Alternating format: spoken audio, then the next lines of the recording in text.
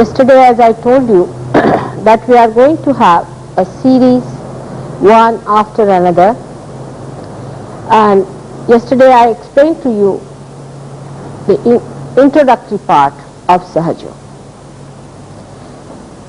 As I said, Saha means with, Ja means born. Is born, it is inborn, is spontaneous, is living. Whatever is born with you is living. For your fingers, hands, everything is living. And this system is born. Yoga means the union with your spirit. Simple. It's very simple meaning. Yoga means to join. To join you with your spirit, with the divine. This is born with you. This right to be one with the divine is born with you. It's your birthright. That is Sahaja Yoga. Now, to say that it is my method or it is today's method would not be correct, because this is the method of anything that is spontaneous. Like you see a seed sprouting, a flower becoming a fruit, an egg becoming a bird, or you see a caterpillar becoming a butterfly. All this is Sahaja, is inborn within us, and this is existing within us, of which people were aware thousands and thousands of years back. Not only in India, you will be surprised. They were aware in England, they were definitely aware in Egypt, they were aware in Greece. Recently I went to Greece, to Athens, and I was surprised. Athens word comes from the word Athena. Athena is their goddess. Actually they don't know much about her, but Atha in Sanskrit means primordial. She is the primordial Kundalini. Athena is the primordial Kundalini, the mother of the, expressed as the primordial Kundalini or the primordial mother. And she has in her hand a snake which goes round into circles creating chakras. It's so clearly shown, but they are not aware of it. And they even have, you'll be amazed, the daughter of that Athena, which is placed in among all of us, and they call this bone as sacrum, means a sacred bone. The word sacrum has come from Greek language. Is the sacrum, means the sacred bone, that they were aware that in this bone lies something that is very sacred. And I asked them, how did you get this idea? Was that Alexander the Great who brought these ideas to you? They said, no, this is thousands of years back. We had a rapport with people who were Indians, Indo-Aryan groups, and that's how we know about it. It's most amazing. And so many other things I discovered which was so surprising and so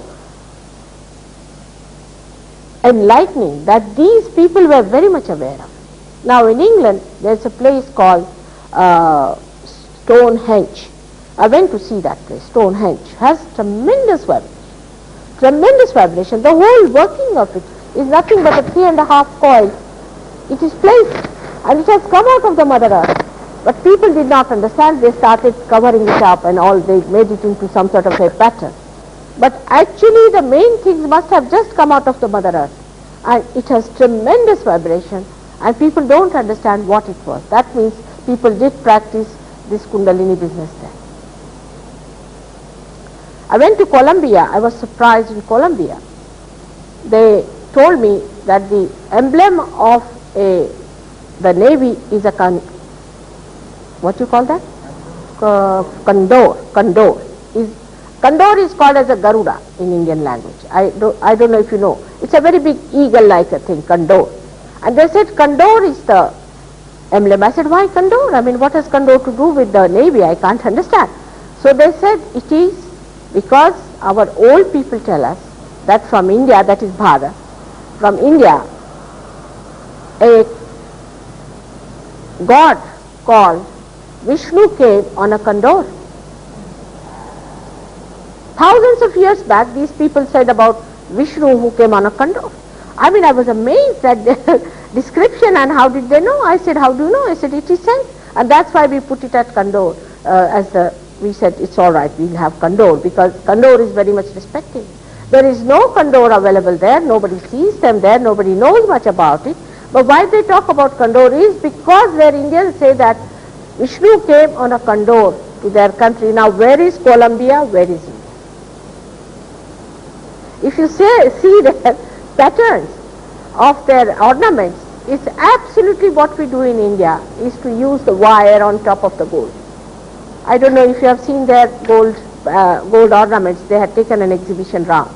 But all of that is all Indian pattern. They said the Indians came down to teach us. Now I don't know how Indians went in those days to teach them. It's most surprising how they had a record in those days and they lost the links. Like in, say, from Iceland, I met a lady and I just asked her, what do you say for sugar in your language? And she said that it's called as sharkara. Now sharkara is a pure Sanskrit word for sugar, pure Sanskrit. Now then we discovered that the Sanskrit must have started somewhere near Norway, because it is said that it started at a place where that Rohini Nakshatra is one of the constellations, is at right angle. Now that's the place where it is at right angle. Is Norway is the place where it is at right angle. So maybe that the pre-Latin language got purified into Sanskrit. There was a big report in this time, and one became the Latin, another became the Sanskrit. And there are so many common words and common concepts that it's remarkable how we have lost contacts and how we are separated now, even as nations.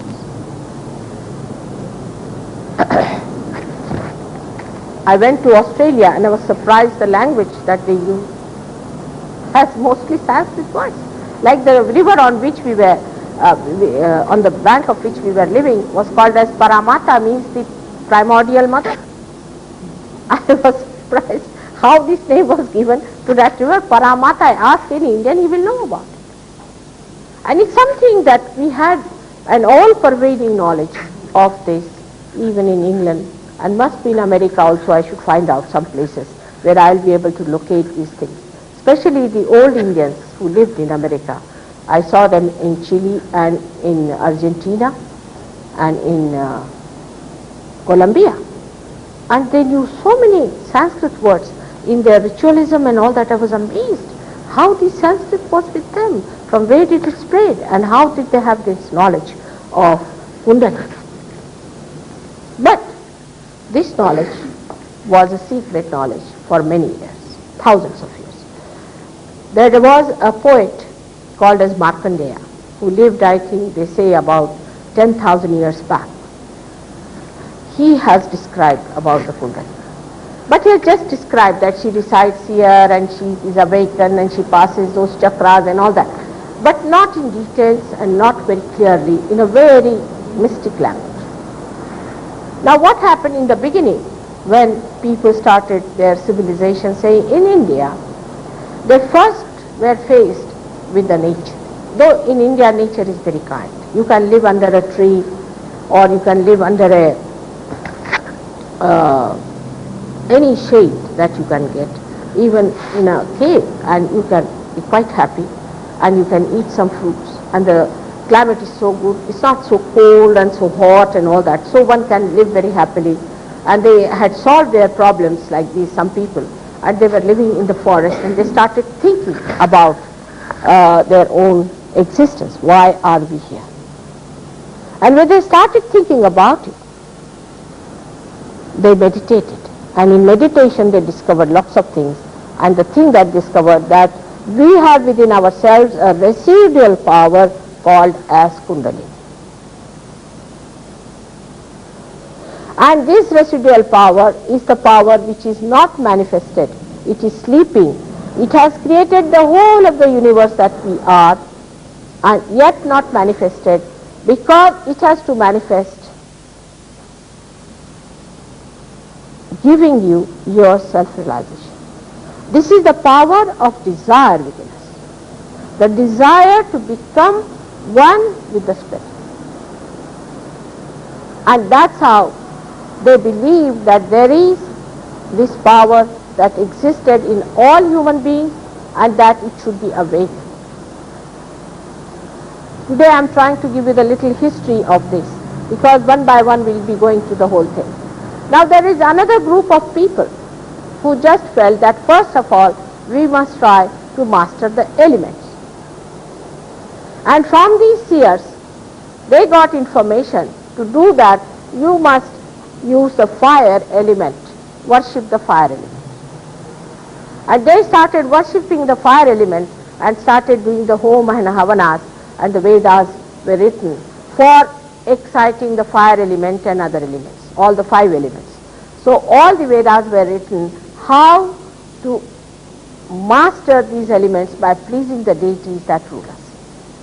Even in Greece they believed that everything has a deity, like they called the Varun, we call it as the one Neptune, the one who is the lord of the sea, is called as Poseidon. They call it Poseidon to that special deity like that. And they believed in it that that is so.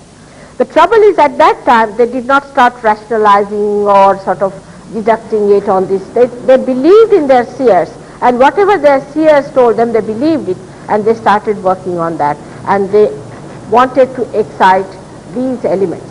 The result of that is today's modern science.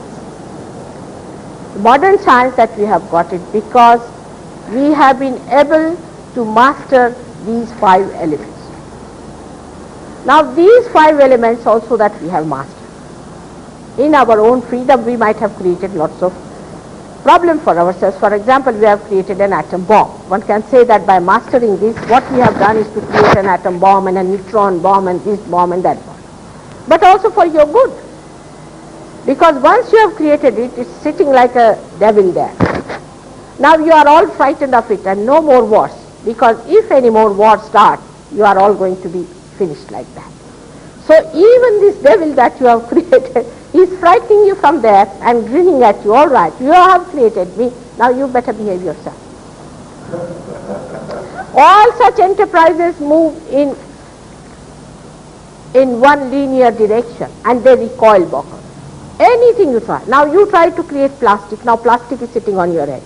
You don't know what to do with your plastic. You do anything like that, it comes back on you and it challenges you.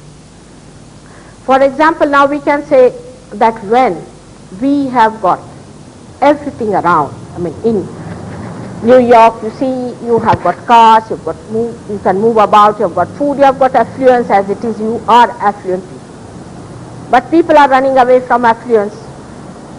They have taken to counter cultures. They are fed up with this, all these plastics, nylons, finished with it, and now they were seeking something else. They are taking drugs and running away. They don't want to carry the junks of their parents. There are different type of people that are born.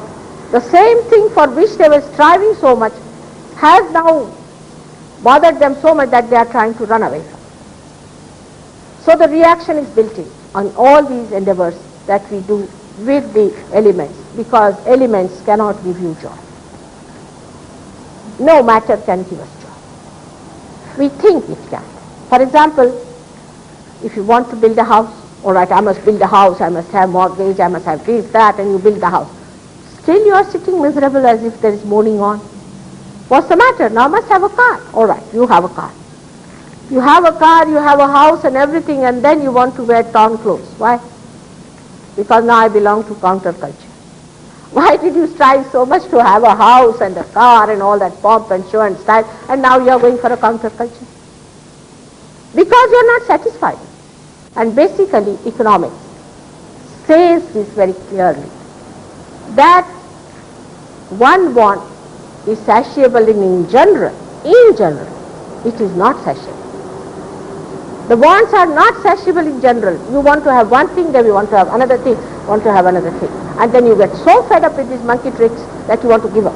You don't want to be monkeys anymore. Had enough of it. Like in England when I went, most of the people who came to me, I asked them, what are you doing? Mother, I am successfully unemployed. There's a big cry against unemployment. Mrs. Thatcher is so much worried that, you see, people are unemployed, but they are successfully unemployed. They want to be unemployed. That perhaps she does not know, that they don't want to work. Had enough of it, this madness, we don't want it. So they started running across, finding out, and the time has come now for many seekers to be born. Now seekers who are beyond the seeking of material, they are fed up. They want to seek something. At this juncture, the market started sending the news to people that, this is the place where you can make money. So the thing got flooded, especially your America, with all the great thugs of the world to come down here and settle down nicely, exploiting it. That's what it is. So the history of these people works out this way, that now they are here and we do not know what to do with ourselves and with them. But one should know that the nature has made us a human being. He has created us from amoeba to this stage for some purpose. And if God has created this creation with such care and us with some creation, there must be some purpose. He is not going to allow his creation to be destroyed. These days in France, if you find anybody sitting on the street, they are discussing that there is going to be a catastrophe. In 82 they say. And then everything is going to be destroyed, so why worry? Better drink before that as much as you can. So they are sitting on the streets with the bottles in their hand till they get absolutely drunk. They said, after all, we are going to be destroyed in any case, so waiting for that, they are just worried about that. So they told me that in New York they are discussing only two things. I said, well, which two things they are discussing? One is a dollar, in American way dollar you can say, and the another is the miseries and the sufferings. I said, really? That's the only thing they are talking about. Is one is the dollar and the subsequent suffering one has to go through. It's most surprising how we reach a point of a proper conclusion of everything, but still we do not hit the right point. We reach a right conclusion understanding that matter is not the thing that is going to give us joy. We have to go beyond. There's something beyond we have to achieve. Whether you are a communist or whether you are a capitalist or anything, everybody knows that this is not satisfied. I've been to Russia myself, and the Russians I met, they said, but there must be something beyond this, isn't it? It's not everything. Every one of them said, every one of them. So same here. And that, when it comes to that point, then only a mass evolution has to take place. And many people have to get realization, no doubt about it. So on the right hand side, they tried to discover all the elements and all that, and they put that. First the desire came into people, that we should do something about it. And when they found that this one, it seems a little funny to work it out all the time running after matter, so they took to another style of emotional, that is devotion, is to surrender yourself. Surrender anything to anything. Like anybody comes in and says, now this is what I am. All right, surrender. Surrender your brains, surrender your understanding, surrender your logic, surrender your wisdom, everything to that, and just you will be all right. And that's how then we found that all these incarnations who came on this earth, a great incarnation like Christ, great incarnation like Muhammad, great incarnation like so many other people who came in India, like Rama, Krishna and all these, they made a nice pickle out of them. They started big, huge organizations and big, huge places. And though they were every time challenged, like I would say that papal authority was challenged by Martin Luther, who was a realized soul, all the people who followed Martin Luther went into another extreme of licentiousness and permissiveness. So from this end to that end and from that end to this end, when they came on this side, they became very, very sort of ascetic, and they said, oh, we all should become nuns and we should lead a life of absolute celibacy. I don't know where Christ has said that. I don't think he could have said it, that you become nuns. It is nonsensical. It is unnatural to be nuns and all that. And they look so horrid and so hot-tempered. I mean, they have no sweetness about them. I mean, I don't know if you have been to convents. Look at the children, they just shake. When they see a nun supposed to be a sister, and they just shake and they just don't want to look at them. And these are the people in charge of God and going to marry Christ. Of all the things, that's the worst thing that you can do, is to say that you are going to marry Christ. It's something, I don't know from where it came into their heads that they are marrying Christ. What right have they got to marry Christ? How are they connected with him? I just don't understand. But all sorts of nonsense, this is the greatest nonsense that they established on this earth, and they started huge big nunneries and huge big, what you call these churches and all that. The worst thing they did was to, in the church, to put all the dead bodies. I don't know from where did they get this idea also, I just don't understand. In the Bible, where is it written that you build all your churches on the dead people, walk on top of them, bring all your children to those cemeteries? But all sorts of nonsense they did in Christianity, worst and worst in Hinduism. I need not tell you about Hindus, the amount of nonsense they have done. The person like Adi Shankaracharya, who came in the 6th century, he talked of nothing else but what I am telling you. If you read his book, any book, I don't know if they are translated, nothing else but what I am telling you, that you have to become the spirit, that you have to get realization. Once you get realization, you get over all your jati. Jati means your aptitudes. All these caste systems were based on the aptitudes of a person, not on the prenatal system that you are born to a Brahmin, you are a Brahmin. You could be a Shudra born to a Brahmin. It's an aptitude. A one who is a seeker is a Brahmin. The one who wants to know about the Brahma, wants to know about God, is a Brahmin. It's an aptitude. It's really an aptitude, because if it was not so, Gita was written by Vyasa. Vyasa was a great sage, and he wrote Gita. And do you know his, I must tell you about his birth. He was born to a lady, illegitimate child, who was just a fisherwoman and who married another man later on.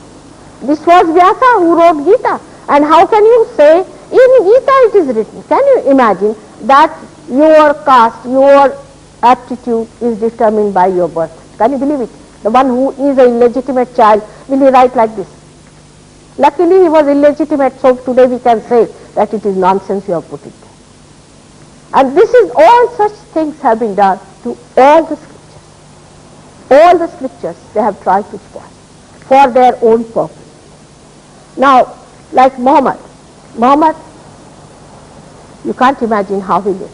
His life was misery, and people tortured him, these mad people there. I don't know why did he take his birth there. It would have been better if he had taken birth in India. People would have respected him. He did later on. But the way they tortured him, these nomadic people, they had no idea of God, nothing. He wanted them to know about God. He went there, they poisoned him, they tortured him, they never listened to him. And ultimately when he died, then they said that he said that I am the last prophet. He might have said it also, might have said, doesn't matter. But he saw the way they were behaving, and he again reincarnated. He has to, any sensible man would be, mother may say, this is the last time I am coming to you. Last time I did say to Americans, this is the last time I am coming. But I had to come back, what to do? They had no sense at that time. I said, all right, this is the last time, I am not coming. But after 9 years, I just couldn't help it. I said, all right, I must go back. Now you would say you are the other mother, it cannot be the same. She had said that she will not come back. Really, I did say so. But that doesn't mean I will not come back. In compassion and love, I have to come back. Because all my children are here, lost. What am I to do? I have to come back. And that's exactly what happened about Muhammad. And now Mr. Khomeini thinks that he is the topmost man in the kingdom of God. I mean, he's just next to God. God knows why he doesn't say he's also Bhagavan. He could say that he's Bhagavan. I mean, the way he's behaving, you can see now clearly how fanaticism can be dangerous. And this is what has happened. in the human awareness also, that people accepted whatever was told to them. All these great incarnations are fruits or the flowers of the same living tree. But you take out the flowers from the tree and say, this is mine, fight over it. They become ugly and die, and then you say that, oh, this is the religion I follow, I believe. Now what is that I in you that believes? We should challenge ourselves. Now which one is this I, Mr. I within me that believes? Everybody says, even politicians, I believe. Now who is this I? This I is Mr. Ego. It's not your spirit. You are not your spirit. When you say I believe, it is your spirit, then it is an absolute, is the truth. All those who are realized souls believe in one thing, because they become, all of them, collectively conscious, and they feel one truth. For example, if you have 10 children, and they are realized souls, you ask them to put hands towards one person and say, now where is wrong with this person? They will all show the same finger. Same finger they will show, it is here. Even the child, maybe a 6-month-old, will put his finger in the mouth. So Mr. Freud said this is sex. Now what to do with this half-baked fellow who doesn't know anything, this Freud, who has taken you over completely? I don't know how you got into his mess. And all kinds of messes you have been into, and all sorts of cobwebs there have been. So now to best is, first of all, get over your ego. That's the main part one has to play, and you have to become your spirit. Now, to become your spirit, you are beautifully made. There is the Kundalini, there is the spirit in your heart, though the seat of the spirit is here. But it resides in human beings in the heart. Now when the Kundalini rises, she passes through these centers and opens the Sahasrara. When this was going on, and the other side, the one where we were trying to sort of master the elements, and on the other side we were having these devotions and surrenderings and all that. The third side, which is very important, which is the evolutionary side, was also worked out. The third side is the evolutionary side. And the third side was working out, where people were working on this Kundalini and were using it for giving realization to others. Now as it is, you know, people are doing Hatha Yoga very much in America. That's also another jumble, because Hatha Yoga was practiced thousands of years back in India by Patanjali. Patanjali wrote about Hatha.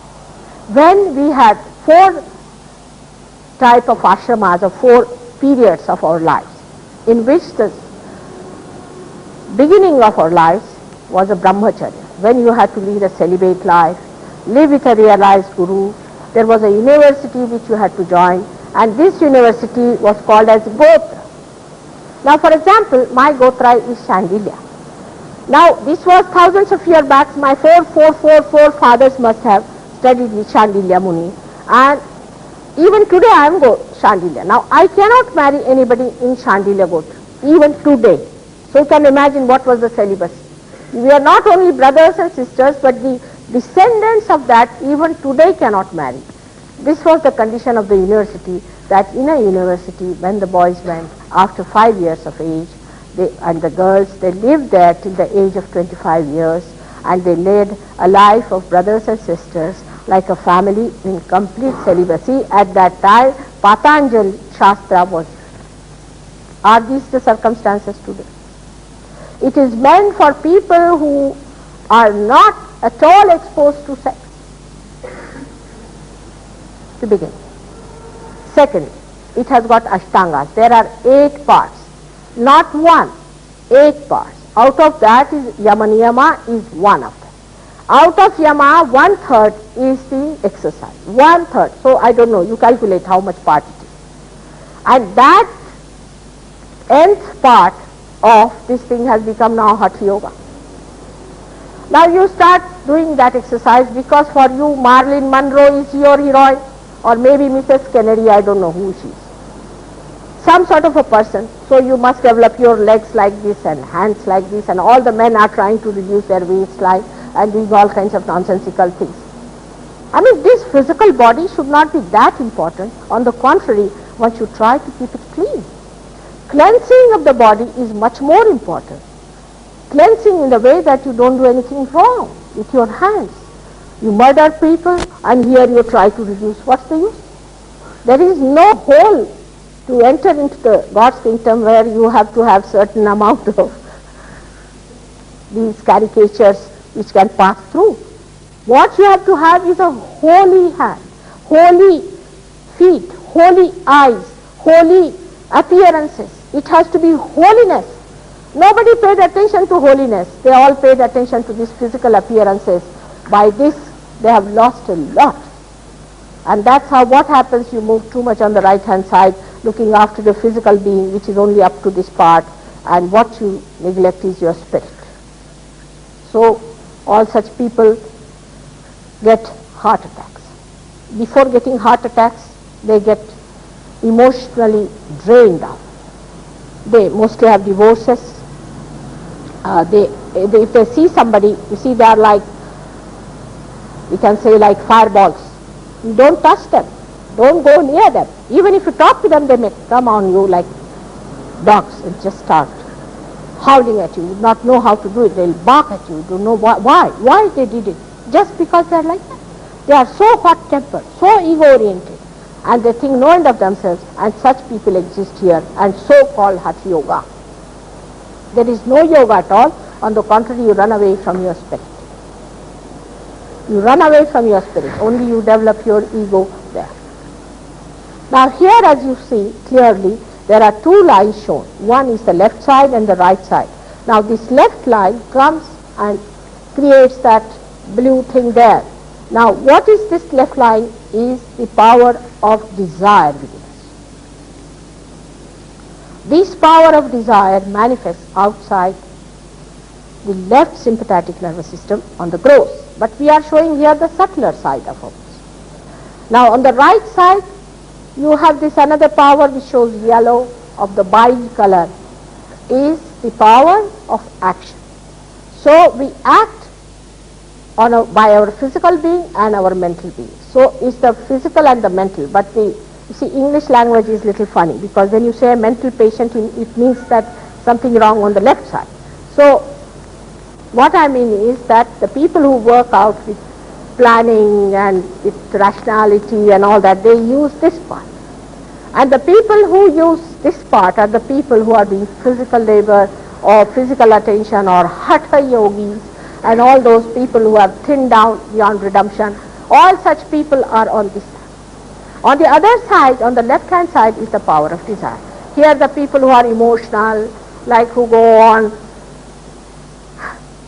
singing praises of Sri Rama and Sri Krishna on the street of our Oxford Street, to see with a thing hanging down and singing songs and shouting and spoiling their Vishuddhi chakra and getting cancer in the throat. They are on the left hand side. Or the women who are extremely romantic and emotional and always crying and weeping and troubling others, and this type of people are on the left hand side. Now this side, the left hand side, this side is the subconscious, and beyond this is the collective subconscious. And this side is the right hand side, is our supraconscious, and beyond this is collective supraconscious. Now this is in Sanskrit is called Adhidaivik, and this is called as Adibhautik. All these things are there, but nobody has told you. Now when you go to these fake gurus, what they do is to push you on the left or to the right. Simple thing they do is to push you to the left or to the right. They can only do that. They cannot bring you up there, because here is the super consciousness. They cannot awaken your kundalini, they cannot raise it, so that push you on to the left or to the right. Now beyond a certain area, the whole of the collective consciousness, collective subconscious is there. The whole means from the creation. Now I was surprised that doctors have found out, thank God, that the cancer is caused by some proteins called 58, protein 58 and 56. They have even photographed, who come into the system and triggered the cancer. And they come from the area which was built within us since the time of our creation. But they don't know what it is. And I have told about this 10 years back that the cancer is caused by the left side movement. Now, if these gurus put you onto the left hand side, what happens? You get possessed by those proteins, we call them bhoots, of the dead spirits. You just get possessed, that's all. You just get possessed. You see, that's why you see, if a false guru is there, there are 50,000 people just mad, going like this, foolish, stupid people, don't understand anything what they are doing, or what they have to achieve. If they know, or there is nothing like finding out anything, no discrimination, like silly, useless lunatics. They move and they think, oh, we've got the knowledge. Now what knowledge have you got? If you ask them what is the knowledge, can you say what's wrong with this gentleman? Can you say what's wrong with you? Do you know where are you? Where is your kundalini? Oh, we don't believe in anything. We just believe in our guru. Now what do you believe in guru? He is going to go to hell direct and you are going to follow him. That's what it is. They are becoming mad. Absolutely mad people. Recluses. There is one group of people who paid 3,000 pounds for flying in the air. Alright? 3,000 pounds to fly in the air. I mean, yesterday I said that put your guru on the Leaning Tower of Pisa. It was built for that only. And throw him down and see if he can fly. If he can fly, then all right, you can pay 3,000 pounds to him. And then ultimately they end up as recluses. So much so that if you show them a garlic, a little bud of the garlic, they are frightened. Can you imagine you get frightened of the vegetables? I mean, not even of animals, but of vegetables, and you think you are achieving a flying trick. Such stupidity exists that they go on falling into it and falling into it. And you are saints. You are chosen ones. You are great people. You have to achieve yourself.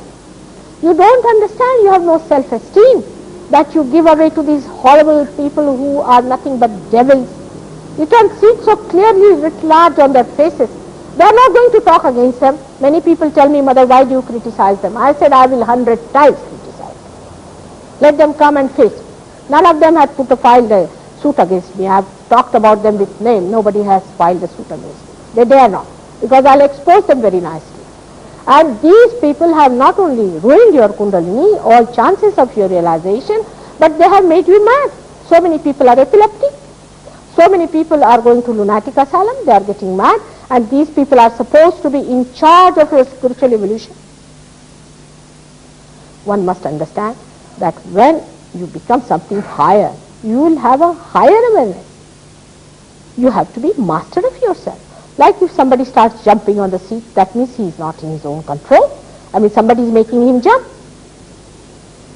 You should be able to guide the whole thing. Like I would say, in a car, we have a brake and an accelerator. Two powers. So this is the brake and this is the accelerator. You are trying to use it. You are balancing it. You are balancing it, you are trying to learn. Now you go to the left and right and you do all kinds of mistakes, all right. Then you learn it, you become a driver. Once you become the driver, the master who is sitting behind you gives you the seat of a master. You become the master. And that's what one should do, is to become the master.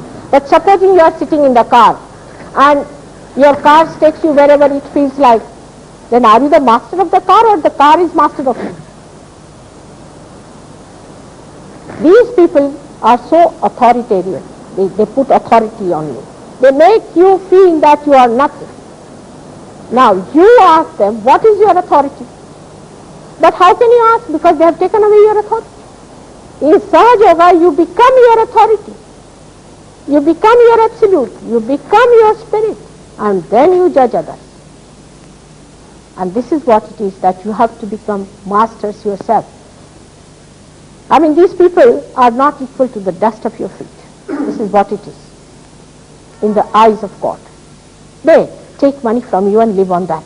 Parasites of the worst type are these lamas. They were parasites of these Tibetan people, poor people. They used to get money from them and live in Lhasa very nicely, very great people, and having now in what Gobi desert, that Kambala or Shambhala and nonsense of that, let them all go to Gobi. Let them live there. That is the place meant for such people. They have taken money from the poor people, exploited them. And here, like parasites living on them, what work are they doing? They are doing no work. And they are the people who can show you how parasites are. Now supposing if I tell you that you come and live with me free of cost, will you accept any one of you? They take money from you. There's another fellow who has got 58 Rolls Royce, he wants to have 59th Rolls Royce. And you don't understand that you cannot give metal and get the spirit. You have to achieve your own spirit. It has to happen to you. You have to become the spirit. And the third force is your evolutionary force. Is the evolutionary force within us, which is the sustaining force by which we are sustained. Like carbon has 4 valences. Carbon is here. At this time, the carbon was created with 4 valences you see here. It's a tetravalent. But in the gross it is carbon, but in the subtle it is innocence. In the subtle it is the innocence. Matter is innocent. If you hit it, it will hit you back. If you don't hit it, it will not hit you. So the innocence, the embodiment of innocence is here. And this chakra is the embodiment of innocence, and the deity of that is called as Sri Ganesh, who incarnated later on as the embodiment of innocence was Christ, our Lord, at that center where is the Agya chakra. Now imagine the one who is the embodiment of innocence. These horrible nuns are trying to marry him. Will an innocent parent marry? He doesn't know marriage. He doesn't know sex. He is beyond these things. He is not a human being. He is Omkara. He is Pranava. He is the divine power. How can he marry these women? These women with their baser things, they want to sublimate it and say that we want to marry this. If they want to marry, they should marry human beings. They cannot marry gods. And that is what he is, Christ. And the Christ advent is very important in the history of our evolution. If I talk about Christ to Indians, they say you are trying to make us Christians. If I talk to you about Sri Krishna, you will say I am trying to make you Hindus. It's a very funny word, I must say. Christ has said, those who are not against me are with me. Who are those? You didn't allow him to speak. Hardly you allowed him to live for 3 years and you crucified him. He rode the donkeys, and I think all these donkeys have become now Christians. That was the symbol, that they crucified him, and today again they are crucifying him by not accepting that they must have their spirit. They have to be born again. Now, they have to be born again means what? You certify I am born again? I mean, how can you certify yourself I am born again? It's artificial. Like this, we have made a mess of all of these great incarnations. Still, Christ has said everything can be forgiven. And it's true. Everything can be forgiven. All your sins can be forgiven. Everything can be forgiven. But become the Spirit. If you don't become the Spirit, then the dead will go to dead. Spirit is the only living thing. And Spirit is the only thing you should achieve. And that you should become. The rest of it is all mithya, is all falsehood, is all fake. Spirit emits the Brahma, the power, the cool breeze of the Holy Ghost as they call it. That is the Spirit within you that emits. And that's what you should achieve, which organizes, which thinks, which acts, which works out everything that has to be done, and also it loves. The whole thing put together is nothing but love. But love that only emits, which doesn't receive anything. It doesn't receive anything. I mean, if you want to hit me also, I will not receive it. I will not receive anything whatsoever you want to do to me. That's what it is. And that should happen to all of you. That you should not become any more recipient of all these nonsensical things, but just manifesting your love to others. That should happen to every seeker. And once that happens, you reach that state which I described yesterday as Nirvikalpa Samadhi. That Samadhi must come. That awareness, enlightened awareness you must have, you must achieve that. In Sahaja Yoga, one has to understand that it is your own progress which is important, and the progress of the whole that is important. It's not only your own progress, But the collectivity, especially as he has said that we should be chakra. Here is the point of our evolution where we raised our head. Yesterday I told you that when we raised our head from animal kingdom, we took up the responsibility upon ourselves, and that chakra is nothing else but your great country, America. You have been talking big, no doubt. You think you are going to solve the problem of the whole world. Everywhere you go and meddle with, like Vietnam, here, there and that. And then you recede back thinking you have done a mistake. If you had achieved your spirit, then you don't have to go anywhere. Sitting here you can solve the problems. The all-pervading power with which you are connected, will be amazed. Works out instantaneously. Sitting down here you can work it out. Only one thing it cannot do, where it is helpful. And that's the point. I come before you with a folded hand. That is, you have got your freedom to choose. If you are egoistical, if you are superego means you are possessed, you will not choose. So with your own freedom, with your free will, you have to choose. And if you have chosen it with your free will, it can happen to you, otherwise it will not. Because your freedom has to be respected. You have to enter into the kingdom of God. You have to become absolutely free citizens of that great freedom. And if your freedom is not respected, you cannot enter. So first thing, your freedom has to be respected. If you don't want it, you cannot get it. I cannot force on you, nobody can force on you, nobody would like to do it. It is you have to ask for it. That's why he said, seek. Christ has said you have to seek. If you seek, if you ask for it, you will get it. You have to knock. If you do not knock, the door won't open. Door should open for us. Everybody think, why sitting down here we should get it. No, you have to ask for it. Then only you can enter into the kingdom of God. Imagine a person who is a slave. Will you make him the king? We have to free from our ego and from our superego. That's why Christ is sitting down there at that point. Where you enter into the kingdom of God, which is the limbic area, on top there, when you awaken Christ, he sucks your ego and superego, all your karmas and your ego, all your conditionings and all your ambitions. Everything sucked in. By sucking that, only you get this portion opened out, which is called as the fontanelle bone area, and you get the cool breeze coming out. And many people have felt it yourself. This is what it was said, that Christ should be awakened within us. He should be born within us, by which he sucks it. I wish Christians had carried this message properly to Indians. They did not. They gave such a funny idea about Christ that they put a loaf, imagine, loaf in the well and said this is the meat of a cow. And they can't eat the cow's meat. So you all have become Christians. Like that, the villages after villages became Christians. Imagine what a message of Christ they gave to people.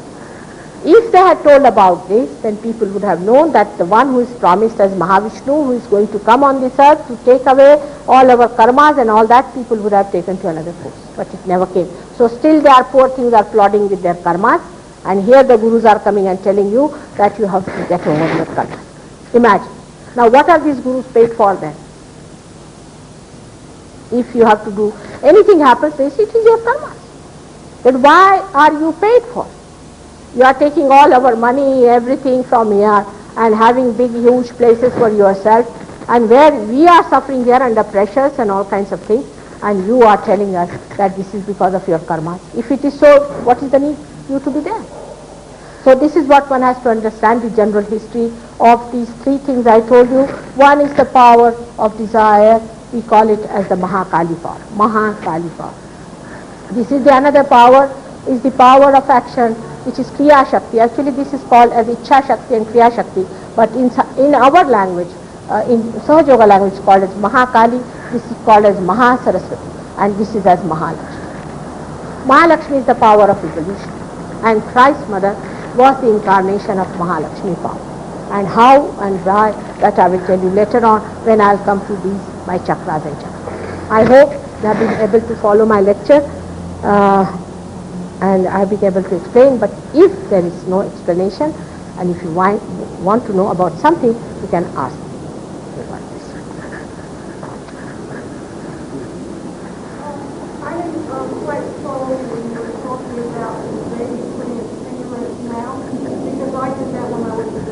I know. Yes, this Freud, you see, your great Mr. Freud must be another devil, I must say, to put these ideas. He didn't know anything. He had no business to talk about it. He was most unauthorized person. What did he know? He didn't know anything. You read his books and find Jung 1,000 times better. Jung something new about it. You see, he got his realization also. This fellow Freud, he died of cancer. When you see he is dying of cancer, at least don't follow him. But you all have become Freudians. In London, there are only 12 Jungians, you see, and all of them are Jews, so they don't believe in Christ. So how can you talk to them? Jews don't believe in Christ. Why? And that's why they wanted to suffer. All right, so you had suffering. Had it. Now will you believe in Christ or not? They want to suffer, all right, have it. They asked for it. For 11 years, this thing was growing up, this racialism. In Germany, if you read the history of Germany, it's most surprising.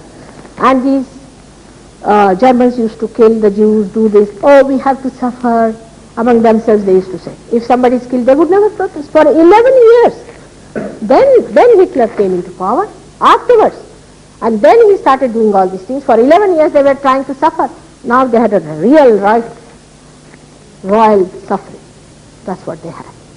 Still, if you meet a Jew, he will still say, I don't believe in Christ. Who are you not to believe in him? Many children suck their thumbs now. That's this thumb they suck because you are catching on the left Swadhisthana. If you go to some horrible guru, they will start poor thing sucking this thumb, means left Swadhisthana. You are going to some unauthorized person, the child may be a realized soul and he is just sucking his thumb. We give so much trouble to our children, we have no idea. And now, so many realized souls are going to be born. There are so many. To our Sahajogis now, Gavin has a daughter. Her name is Olympia, because I went to Olympics before that, you see. And so when I came back, I gave her the name Olympia. And if you see her, she's a tremendous child. If she was here, she would not allow me to speak. I have to take her in my lap and speak to you. Have you got her photograph? The green. Huh? All right. Where? Must be, my purse is not there. I don't know. So many children are born. There's another one. When I went to Greece, there was another child was born, Athena. And so many. There's another one who is called as Dattatreya. We have so many now in England, born realized. And they know. They get after people, you see, they work. We have lots of people, about 10 or 12 children sitting down, and lots of people, and they help me. They are around me, and they tell me, here it is, they go on hitting, and then they start improving the chakras and doing bandhans and all that, and they work it out so well, they know so much. My own grandchildren, 4 of them, are first class realized, first class, absolutely top class. Some very great souls, and they are so simple and they understand things so well. Like the younger one, the youngest was about 3 years of age, and she was going to some nursery school, and she brought a paper. Imagine, in a little children's school, they sent a paper saying that there's a course on for youth, for your transformation. So she bought the thing and she said, what is written in this thing? I said, you can change if you join this course for 100 rupees, you have to go to a hotel. So this little one says, how can that be possible? By paying 100 rupees, you cannot just pay. The Kundalini must be awakened, otherwise how can you? And Kundalini doesn't understand money. The little one says, 3-year-old. The elder one says, but by doing a course, if you can do it, my father has done 14 courses, his Kundalini is not at risen. How simple it is for them to see, but you cannot see. It's your ego. You have overdeveloped ego. You think you can study. You mean to say people who are not educated are not going to get realization? It's a living thing. Do we study for our breathing? Imagine we have to go to library to understand how to breathe. What will happen to all of us? We'll never reach the library.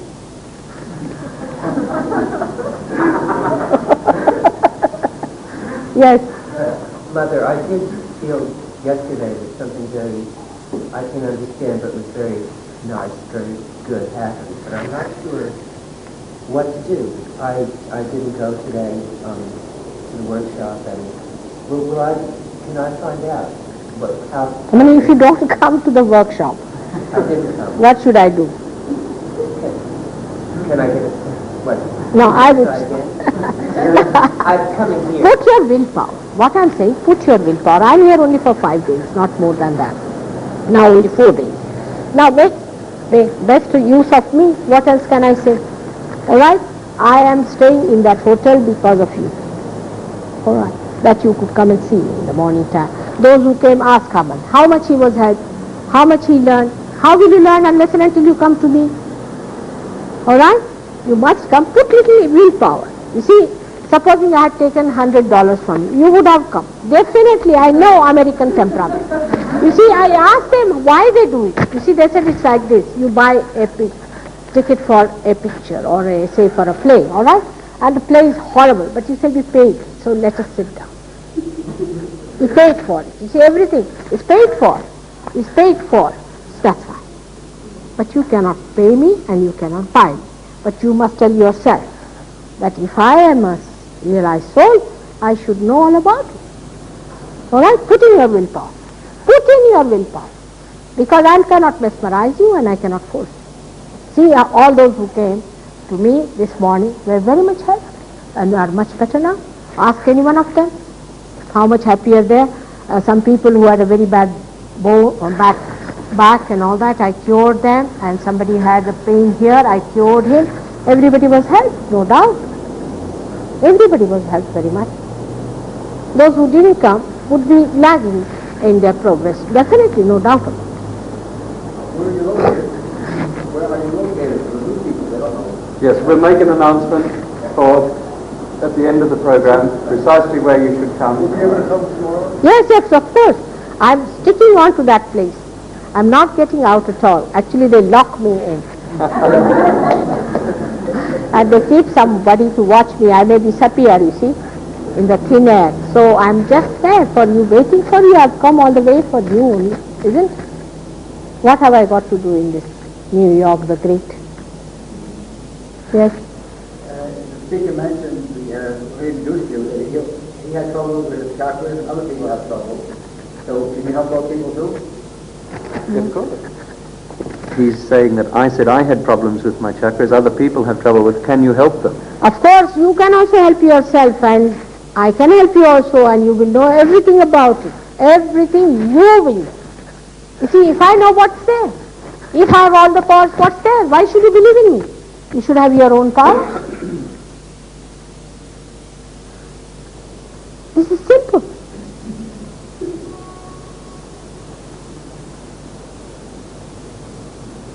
All right? Any other questions? They are very positive people.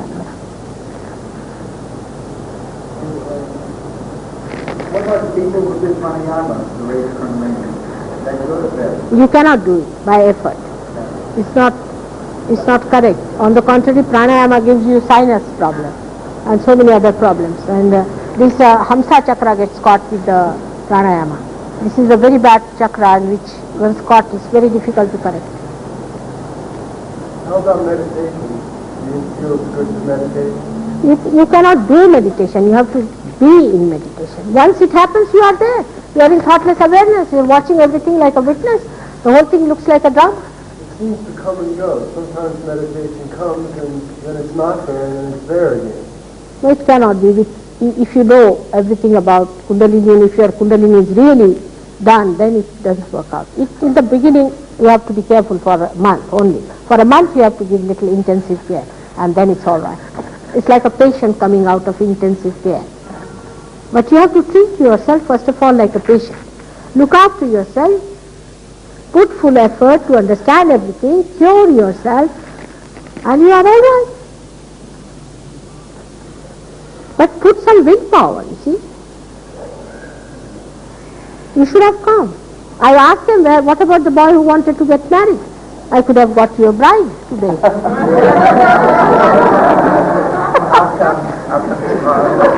All right, but now you might miss the point. Yes, my child. Something very strange just happened. I got very angry when you talked about the Jews. Because About who? about the Jews. because my ancestors were poor. You should not be angry with me. No, but I want to tell you what happened. I'm not angry. All right. I got very angry when you said that. Because my ancestors were poor, ignorant peasants in Russia. I know. They were not Germany. And they did not have any money. And they did not know what was going on. Anyway, and I believe in the Christ spirit, but I don't believe in Jesus Christ. How can you say that? All right, we'll see. Okay. All right, we'll see. Anyway, I have something wrong with the base of my spine. Oh. And it was hurting me terribly before I got angry. And all of a sudden it stopped hurting. Why did that happen? I'm not angry at you. I was angry at that idea. No, not. It's not. It's true. I was also a Jew once upon a time, for your information. What? I was also a Jew in one of my lives, all right? And I have all sympathies with them. But they are foolish to say that they should suffer. Why should they suffer? Well, suffering is ridiculous. All right. And All right. Then they say that we don't believe in Christ. What right have they got to say so? They have to believe because Christ was a Jew himself. You know, I was born in an Indian Christian family in India. No Indian Christian believes in me. You'll be surprised, not a single Indian Christian. All are Muslims, Hindus, Jains, Parsis, everybody. You will believe you are Americans, but Indian Christians don't believe in you. That's what. Indian Christians don't believe. Oh. Can't accept it. And to believe it. They are the only people who don't believe it.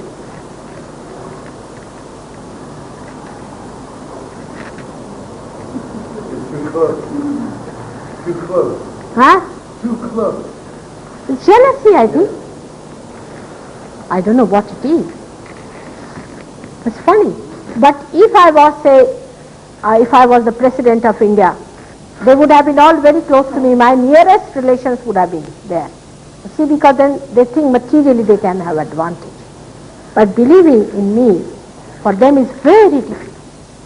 Except for my own brothers and sisters, because they know me from my childhood, and my father himself, and my mother.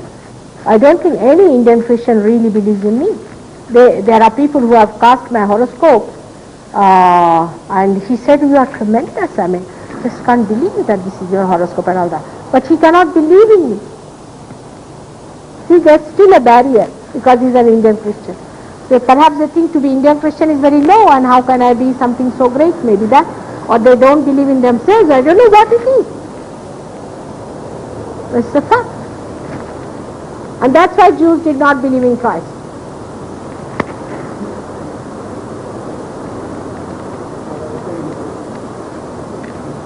And even today they are trying. Very funny things, like there was a questionnaire, I will tell you, in London. The Jews are trying, you see, they have money. So they told the Times people to put some sort of an article against Christ. And what they said was that in the Bible it was said that a girl is going to give birth to Christ according to the Hebrew language, but not a virgin. Now in those days, girl meant a virgin. Even today in India, Kanya means a virgin and also means a girl. When they didn't have 80-year-old girls as we have in America. In those days, you see. And it means that. And now another logical thing one can see, that if the girl was not going to give birth, then is the man going to give birth? Why did they say girl? If it was just a woman, why did they say particularly girl? Such absurd things about this shroud of Christ also. They created another controversy for nothing at all.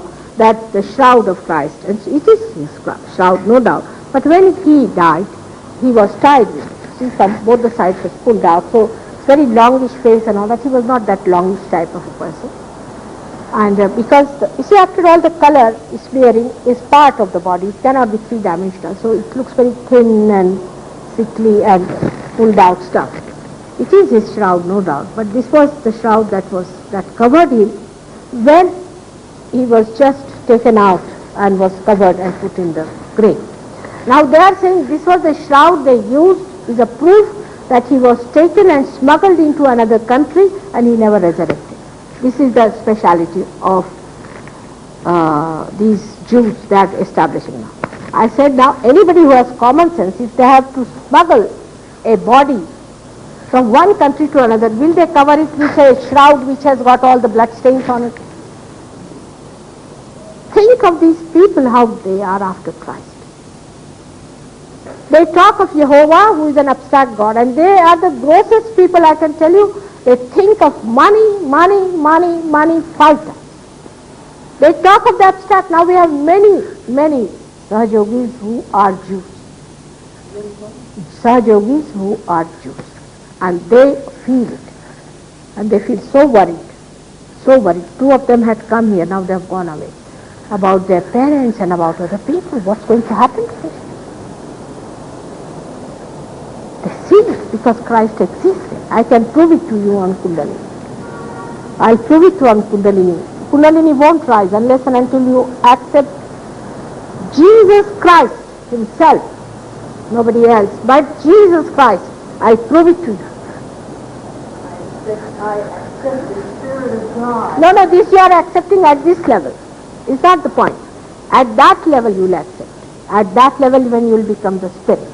At this level whatever you are accepting is your own concept because you are born as a Jew. If you are born as a Christian, you would have been, I am Jesus Christ. There are many like that who are saying like that. There's one gentleman who's saying, I am Jesus Christ now. I said, put him on the water.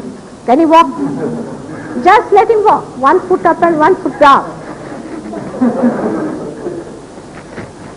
It's very simple, to believe into anything. How many believes is God himself? I mean, how can you say that? There is nothing absolute about it. You have to find the absolute. All right? When you find your absolute, then you should say, this is the truth, not believe. All right? Many Jews now have become Sahajogis. They have become the Spirit. No, I'm just telling you that many Jews have become and they are following it up and understanding. You are nothing, you are the Spirit. I know that. I see you are the Spirit, but you have to become. Spirit has to come in your awareness. It has to come in your central nervous system. It exists. I see that clearly. I would like to make some comment on the problem of child abuse. Child what? Of child abuse, particularly in this country, and where children are very badly mistreated by their parents. And some other person who was not you said, well, these people have karma that they have ancestors and they have children and so forth. But if some of these children are realized beings, why do they have to have a child with an extremely abused parent who almost killed them? I'd like you to make some comment about that. She's asking for you to comment on child abuse and all the dreadful things that happen, and she's wondering why, if there are so many of these young children who are realized souls, why they have to suffer so much. You see, in these countries only the extremely highly developed people will be born, or the absolutely the most negative, the Antichrist will be born. The mediocres are not going to take birth in this country, where the children are treated like this. They will be born in India. That's why we are having population problems. Well, I will tell you, my mother tried to kill me when I was 10 years old, pulled a knife on me. That's why you see why we have a population problem in India, because you ill-treat your children. And the children don't want to be born here. In England, a radio fellow came and asked me, as usual, sinister as usual, he asked me that, what about your population problem? I said, you are responsible, I'm sorry for that. He said, how are we responsible? I said, in England, 2 children are killed every week, statistically. Which sane child would be born in that horrible country, except for somebody who is of a very terrific temperament, a dynamic, who will come and put them. And these children are born to take over. Let them grow. We'll teach all of them a lesson. Don't you worry. You will pass through all that. You will overcome that. My mother told me, she said, you were different from us and we don't want you. I know they are satanic. I know they are satanic. They are satanic people. But they'll be put right. Don't you worry. These children will surpass it. They are great. They are dynamic. They are special people. Don't you worry about them. They'll be all looked after. They'll get over it.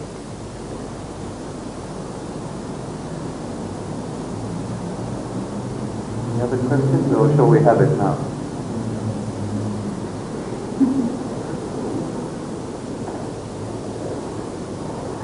thing is to get it. And then the questions get answered. Now what about your Bhagavan? Better take out from your dressing. Better take it out. Take it off. This one. It's going to absorb vibrations and stop your kundalini from rising. Oh, Absolutely, you'll feel so hot in the beginning only. You feel terribly hot. Is who's your guru? Yeah, well, Bhagwan was my guru, but then I left. But you better Now leave I him. just wear the beads. Why? Bhagwan. No. Beats beads also. also? No good. Nothing, anything that reminds you of him, throw him away in the street. Horrible fellow, he's already finished. Yes? Yeah, tell me something about Bhagwan. Who is he? Tell them. Tomorrow. I'll tell him who he is. about the fellow that just got in America a 64,000 acre ranch. Yeah. You Americans are very, very liberal people. You have asked all the Antichrist to come and settle down here. And their vibrations are going to explode. And all earthquakes are going to come in this country if you don't throw them away. Your media is not going to listen to me. They don't want to come to me and listen to this. This country will be destroyed. You take it from me. You give them ranches and all that. Well, he bought it. He bought it. But you say the beads I should not wear either? Nothing. You give up this dirty cloth. Horrible. Everything is horrible. Very bad vibration. I'll tell you tomorrow who he is. All right? All of them were devils, very well known to me long time back. About 14,000 years back I knew them. One better than the other. You did that? He is a devil. Can't you see? What is holiness in him? His whole ashram is gutted and all that finished. Indians never liked him.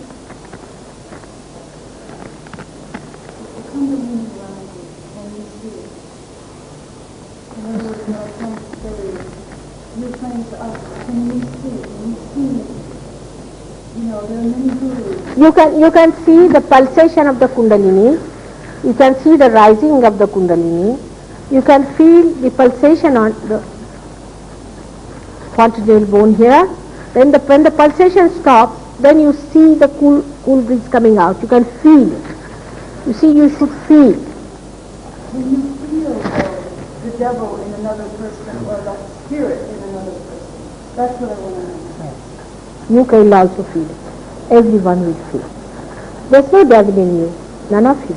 You are all saints. But the trouble is, these devils have put some spirits in you. You are possessed, which you have to cleanse. That you will yourself feel. On my way walking here, I felt very hot. My whole body was very hot. I know. And it was cool out. I couldn't understand. That's it. Coming to me. You will feel hot even. I told you that you better change this dress of yours next The time. color is no good? Horrible color. This one is why to announce it. What? Why to announce that you are a sannyasi? If you are, you are. You don't announce it, do you? You don't need to wear this color.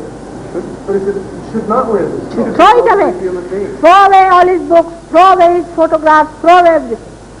But the color is not Bhagwan. The color is God, isn't it? I mean, No, the color this color white, is symbolizing something.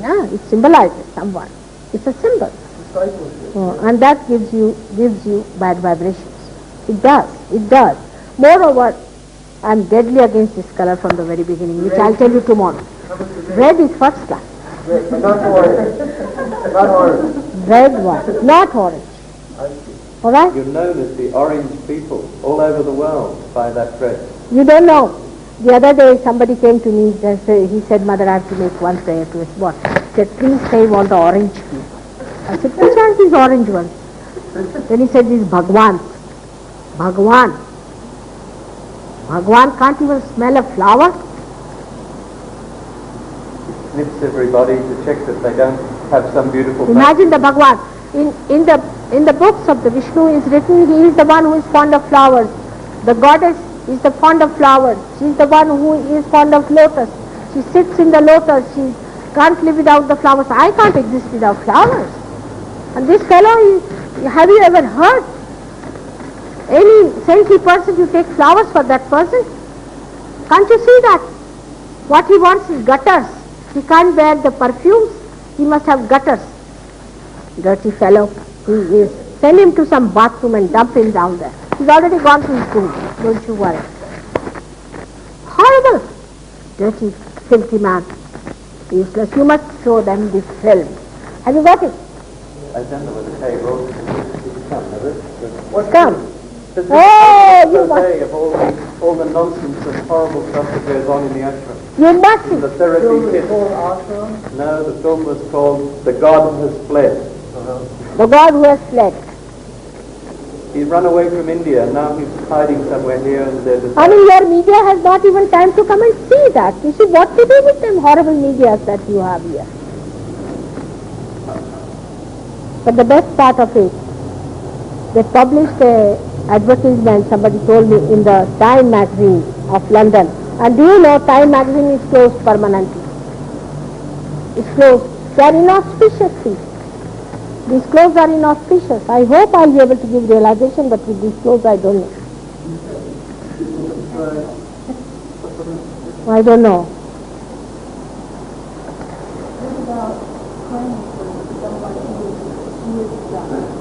What about praying for somebody who is going to a false guru? Or even that spirit itself. What about praying for somebody who is false?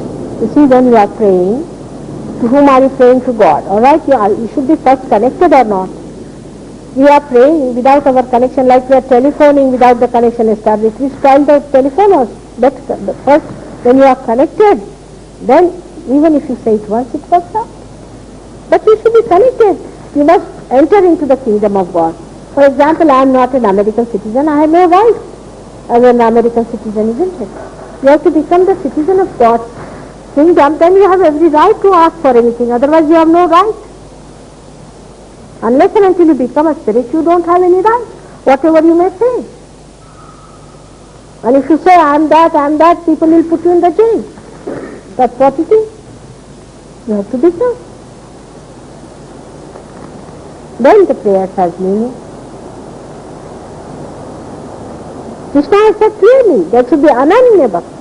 Ananya means when there is not the other, when you are connected. That should be the time when you can worship.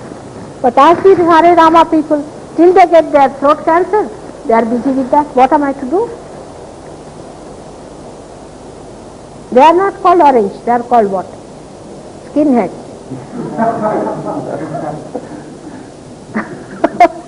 And they are selling in the market that stuff, which they wear here, and they put that down like a little hair coming at you see. Wig is a special wig, Hare Rama wig. And they dance in that Oxford Circus. It's shameful to see that.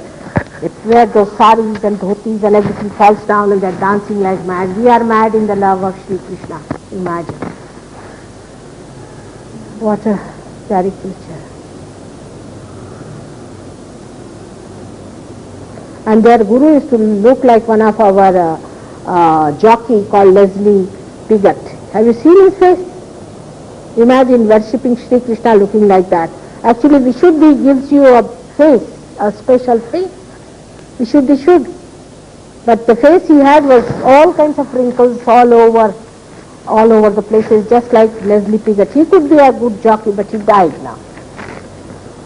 He's the person calling himself as God's devotee. Imagine shame for God also to have such devotees who are TB patients. Are all the gurus today negative? I mean, people like Sai Baba? Which one? This with the Sai hair? Baba, yes. He's horrible. He's a big devil.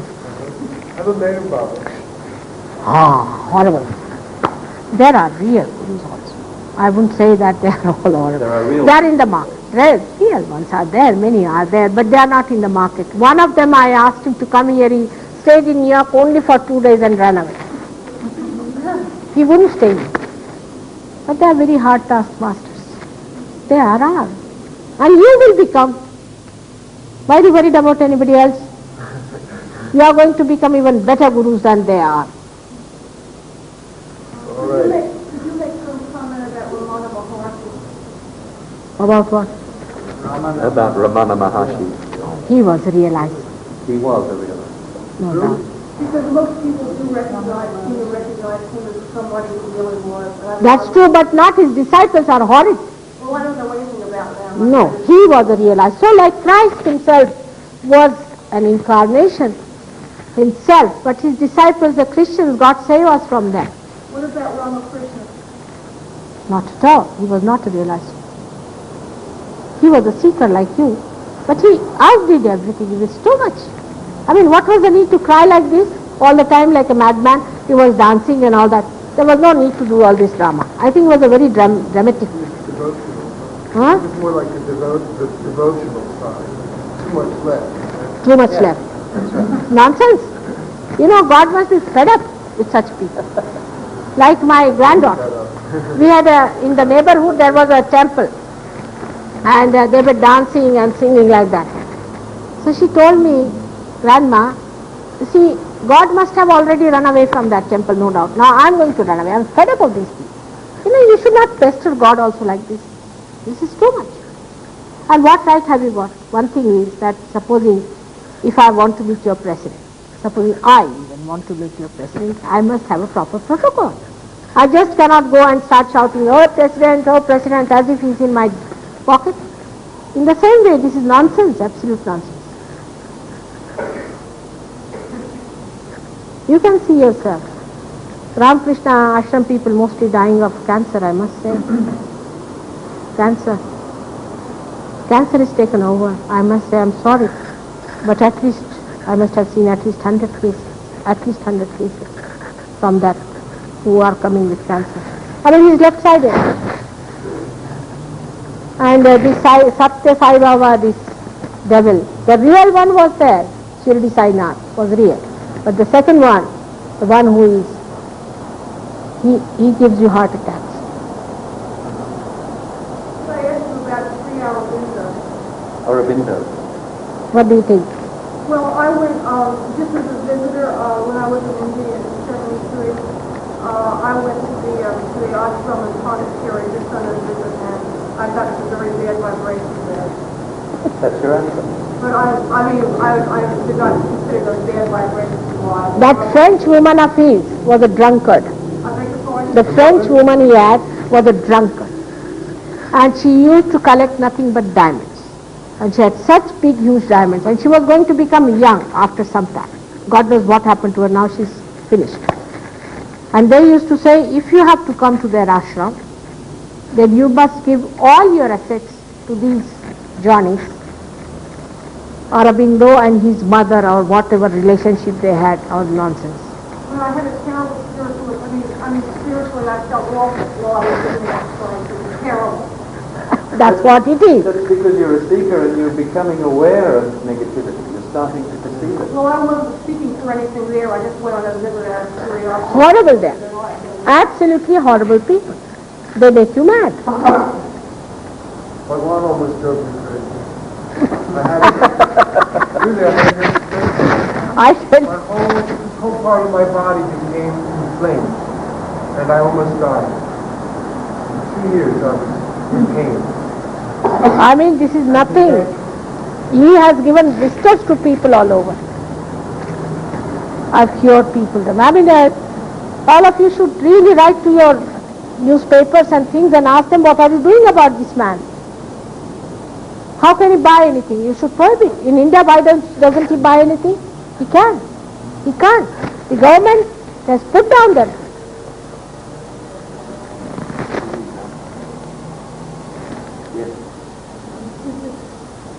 The more realized that you become more healthy.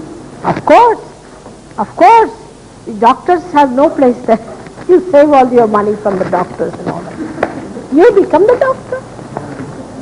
You should become more healthy. You should become more wise. You should become more alert. You should become more dynamic. You should become controlled over everyone. See? No more you are greedy. I mean, it's a different thing. Your priorities change completely. That's what you deserve. That's what you are. And that's what you should have. You have earned it. This is your bank balance I'm telling you about. I'm here just to sign your check. If you have the bank balance.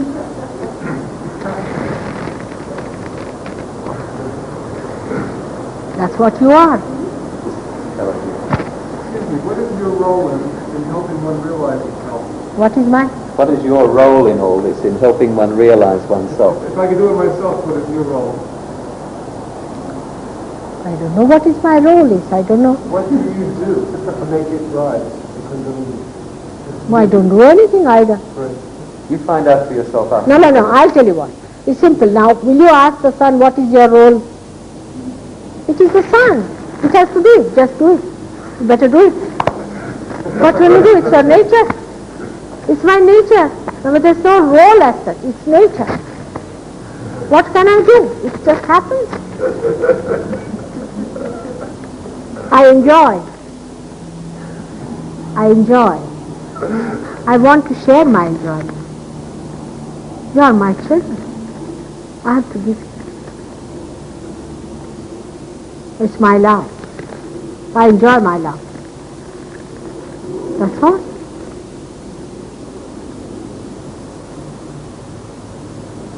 It's rather difficult to understand a person like that, isn't it? But there is one. Can be one like that. In all this mess, there can be one like that. Who just does it out of love. That's it's just love and compassion. It's ocean of compassion. I can't get over it, I'm sorry.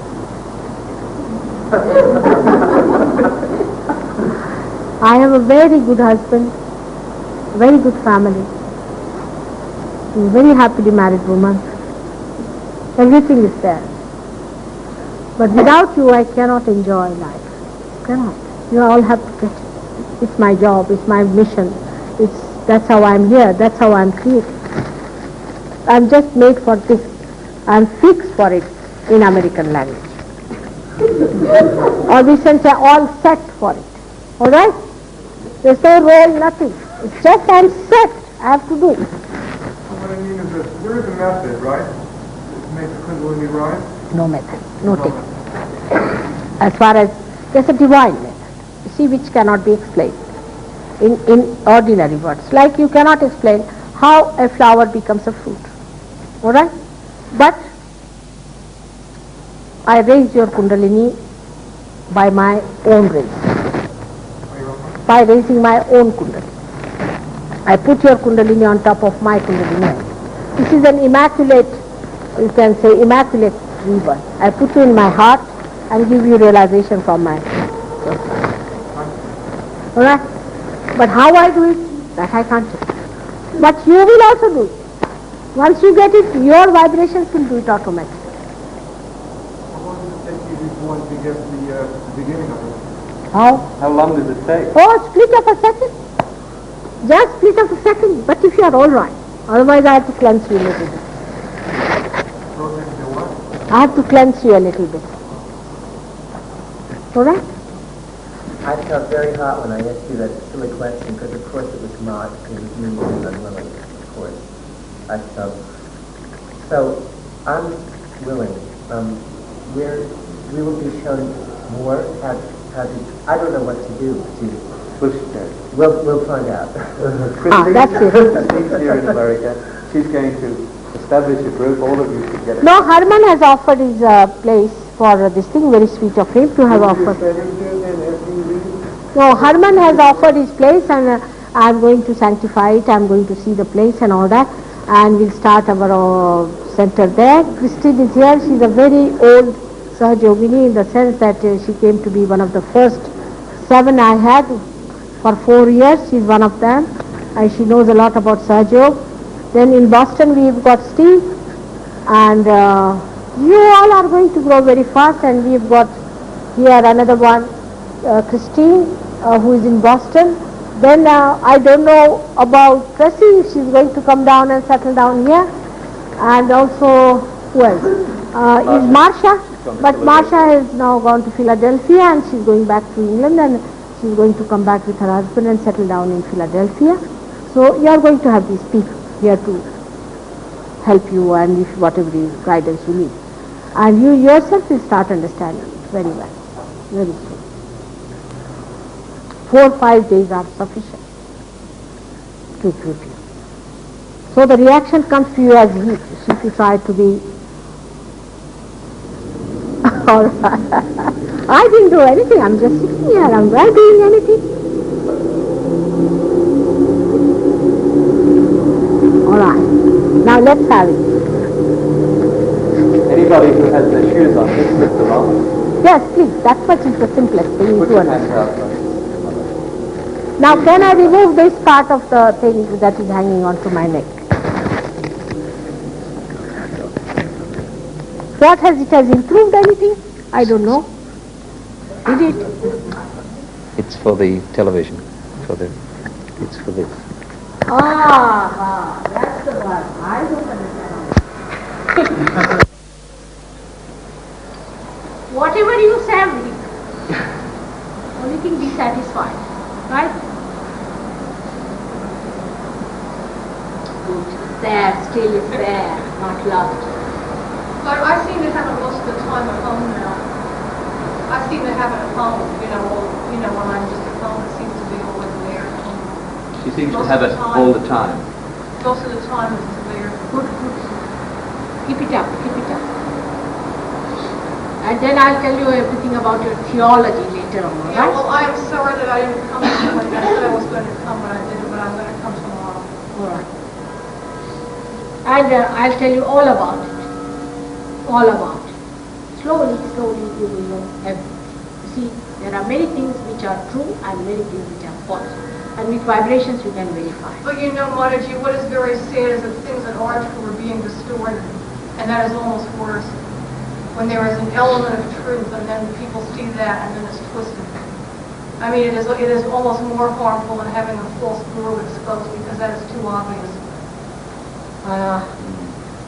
No person could be more aware of it than me. And some terrible things are going on in Christianity. They're destroying people. You don't know how much concern I have.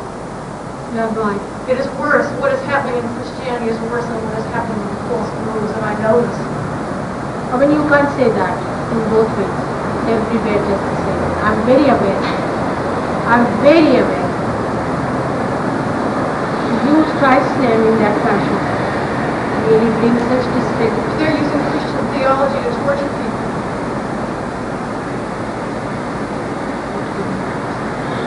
I'm very much concerned on my own level. I'm working it out in my own way. And I was a nun for 10 years. I mean, I have seen horrible things. She was a nun. 10 years, contemplative nun. And I got into such spiritual pain that I almost went out on my own. I mean, I suffered. And there was some reason why I had to have that suffering.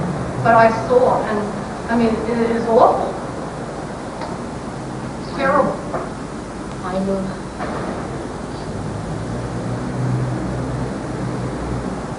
I mean, they are actually preventing... You know, this Pope of yours, I went to Krakow. I went with my husband to Krakow. Oh, just to help the shrine. Just before he became the Pope. And you see, he's a big man. So they took me, they said, what are you interested in? I said, I'm interested in churches. So they took me to Krakow. And they had a mass. You see, this fellow came and shook my hands and I raised his Kundalini, all right. And it pierced through also. But it again went back because he's a Christian like that. And I worked on him quite a lot. But do you know what happened? Recently there was a photograph of Pope. And his hand came out like this and the hand is missing. His hand is missing. I know. And I know what you were saying. I know about this. And that photograph was published. They don't know how it was published. Let them see these points. And in Rome, people are very much against the whole institution. It's nonsense. That's horrible. We have somebody here whom you should talk to and then they'll tell you about it. And the one who has written this book at Venice, he was he was also wanting to become a priest and all that. He was very much against it. Actually, against Catholicism I spoke about 2 years back in your wedding dinner. I'd just like to ask you if your own Christian background is Catholic or Protestant. I mean, just from when you were born. You said you were born into a Christian family. Did you have a Protestant background or a Catholic one as a child? Lutheran. Pardon? Lutheran. Lutheran. I was baptized by Lutherans. And then my father was a member of the Church of Scotland, Presbyterian. I have no background. Neither my father was a very learned man and a very born soul.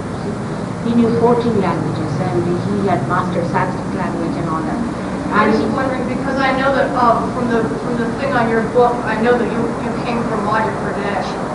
And so I figured that I was thinking, well, maybe she's a South Indian Catholic, but I thought, well, she's from Madhya Pradesh, so she probably isn't. So. She thinks you're from Madhya Pradesh, you're not, you're from Madhya Pradesh. No, actually that time, that Madhya Pradesh was in Maharashtra. Now it's called, you see that part is Maharashtra.